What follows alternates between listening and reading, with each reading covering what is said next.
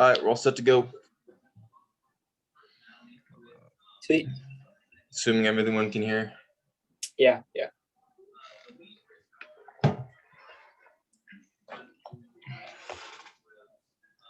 So I'd assume, I think we all just did one slide, right?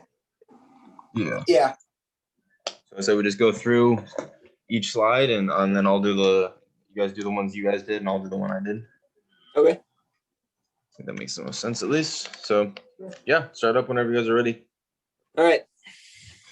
Here, wait 1 second. I think I fucked up a consulting proposal. There we go. Never mind. I'm in. Cool. You good? All right. Yeah. All right. This is our blended learning assignment number 5. Presentations by Jacob Mitchell, Trent Johnson, and Parker Henry. Conflict and negotiation. So our first question is, explain the difference between substantive conflict and emotional conflict. Substantive conflict involves differing ideas about how to perform a work-related task or make a work-related decision. Emotional conflict centers on interpersonal differences and the social and emotional relationships that accompany them. So substantive conflict is different because it deals with the actual project at hand, and emotional conflict deals with people's feelings that are working on the project. Second question is, describe a situation where you were engaged in substantive conflict with somebody else. So one example of when I was involved in substantive conflict was when I would disagree with my brother on what was fair when we were younger. Third question is, describe a situation where you're engaged in emotional conflict with somebody else. So one example of that would be when I would play one-on-one with my friend to settle an argument on who was better. The issue would be is we always ran into is we'd be playing frustrated and angry at each other and play with a lot of emotion. So that would be more of an emotional conflict, that we were more angry at each other than really cared about the issue. Describe a situation where substantive conflict devolved into emotional conflict. One example would be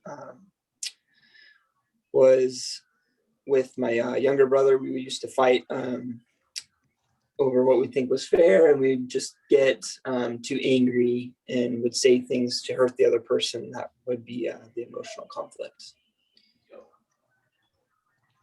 Yeah, that's it for that section. All right, for the second slide of conflict and negotiation, the first question is, what type of interpersonal conflict occurs when a person must choose between two positive and equally attractive alternatives?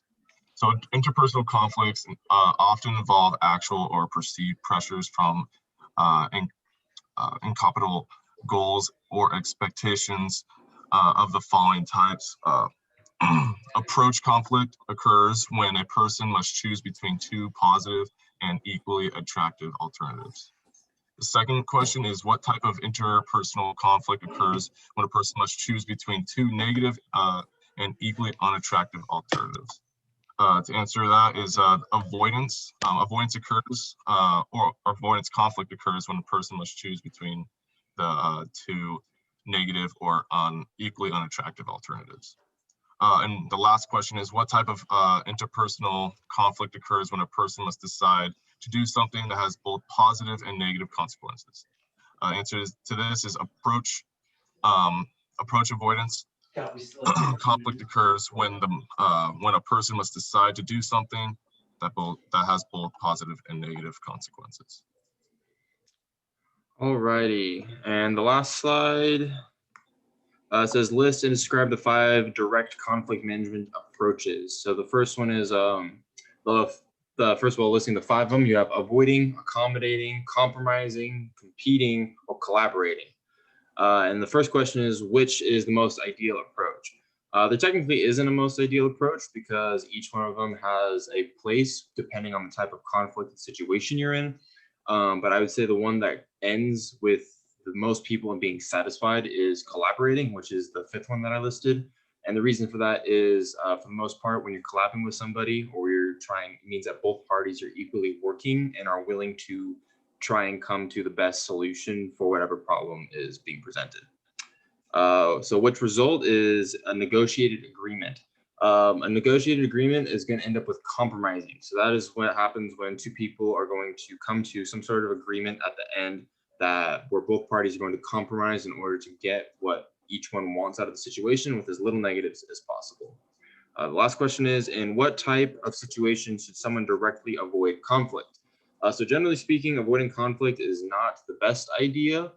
However, there are times where it can be useful. For instance, if it's a very small problem and only one of the parties seems to actually have a problem with it, but it's not that big a deal, often in that particular situation, avoiding the conflict and just kind of letting it chill out and making sure you're checking your own emotions before you make it into a bigger deal. So that could be a good example of when conflict avoidance could be good.